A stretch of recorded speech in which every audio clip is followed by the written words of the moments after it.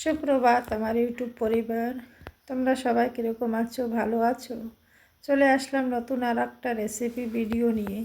কিন্তু এই ভিডিওটা আমার হাজব্যান্ড রান্না করেছে। সেই ভিডিওটা পেঁয়াজ রসুনগুলো সব কুচি কুচি করে কেটে নিয়েছিল, মাংসটাকে নুন হলুদ দিয়ে মেখে রেখেছে। আমার হাজব্যান্ডের রান্না একটু অন্যরকমই হয়, আমার অন্যরকম হয়। হাজব্যান্ড পেঁয়াজ রসুনগুলো যেরকম কাটে ওরকম আমিও কাটতে পারি না। কী করে জানো? কুচি কুচি করে এত সুন্দরভাবে কাটে। দেখো আলুগুলোও কেটে রেখেছে, সব একসাথেই কেটে রেখেছে, নিজে নিজে ভিডিও করেছে, আমি তো ছিলাম না। দেখো কড়াতে তেল দিয়ে উনানে বসিয়ে দিয়েছে। একটা ছেলে মানুষের রান্না আর একটা মেয়ে মানুষের রান্না দিন আর রাত্রির হয়, কিন্তু উনি যে অনেক জায়গায় রান্নাও করে, তার জন্য ওনার একটা এক্সপিরিয়েন্স আছে রান্নার, যে কী করে রান্না করতে হয়।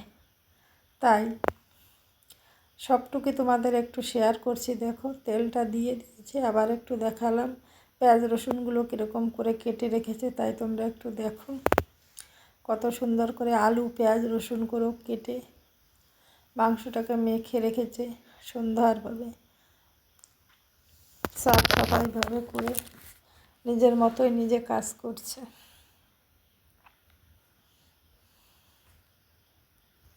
তেলটা গরম হয়ে গেছে, আলুগুলো একটা একটা করে দিয়ে উনি ভেজে নিল। দেখো কীরকম করে লাল লাল করে, আমি তো হলুদ দিয়ে ভাজি, উনি আবার হলুদ ছাড়াই ভাজে। আলুগুলো ভেজে উঠিয়ে রেখেই ওই তেলে দিয়ে ফোড়নে গোটা গরম মশলা, তেজপাতা আর একটু জিরে দিয়ে দিল। তারপরে তেলটা গরম হয়ে গেল, জিরেগুলো ভাজা হয়ে গেল, তারপরে একটু একটু করে ওনার যে মশলা কোটা মানে পেঁয়াজ রসুন কুচি করে রেখেছিল সেটাই দিয়ে দিল। পেঁয়াজটা দেওয়ার পরে একটু নাড়াচাড়া করতে করতে দিয়ে দিল রসুন থেতো করে রেখেছে এবং আদা, সেইটা একটু দিয়ে নাড়াচাড়া করতে করতে দিয়ে দিল টমেটো কুচি। মানে টমেটো কুচিটা একই সঙ্গে দিয়ে নাড়াচাড়া করতে করতে গলে গেল। টমেটোটা একটু নাড়াচাড়া করছে যাতে গলে গেল, পরে দিয়ে দিল হলুদ গুঁড়ো, শুকনো লঙ্কা গুঁড়োও দিয়ে দিল। একসঙ্গে দিয়ে মশলাটাকে উনি বানায়, উনি ওরকমভাবেই রান্না করে। তারপর দিয়ে দিল জিরে গুঁড়োটাও দিয়ে দিল। জিরে গুঁড়োটা দিয়ে তারপরে দিয়ে দিল চিকেন মশলাটা। ওনার রান্নাও অন্যরকম, আমাদের রান্না অন্যরকম। চিকেন মশলাটা দিয়ে নাড়াচাড়া করতে করতে কে কে হাজব্যান্ডের রান্না খাও একটু কমেন্ট করে জানাবে। আমি বাবা মাঝে মধ্যে একদিন খাই। তারপরে দিয়ে দিল একটু ঘি। দেখো ঘিটা দেওয়ার পরে মশলাটা কষানো হয়ে গেছে প্রায়, সেরকমই ঘি দিয়ে দিল। তারপরে উনি দিয়ে দিচ্ছে একটু জল, যাতে ভালো করে মশলাটা কষিয়ে সব পেঁয়াজগুলো একটু গলে যায়, টমেটো পেঁয়াজ রসুনগুলো যাতে একটু ভালো করে গলে যায়, তাই একটু জল দিয়ে ভালো করে একটু মশলাটা দিয়ে তেল ছেড়ে আসলো, তখনই উনি দিয়ে দিল মাংস। দেখো তেল ছেড়েই আসলো, দিয়ে দিল মাংসটা নুন হলুদ মেখে রেখেছিল। নিজেদের রান্না খাওয়া আর মাঝে মধ্যে একটু হাজব্যান্ডের রান্না খাওয়া অনেকে ডিফারেন্স হয়, কিন্তু আমি তো খেতে পারিনি। ওনারা পোর্টবিলারে বসে রান্না করেছে, আমি তো কদমতলা ছিলাম আমাদের বাড়ি। তাও আমি বলেছি একটু ভিডিও করে বানিয়ে পাঠাও, আমি বন্ধুদের দেখাতে পারি যে আমার হাজব্যান্ডের রান্নার রেসিপিটা তোমরা দেখো।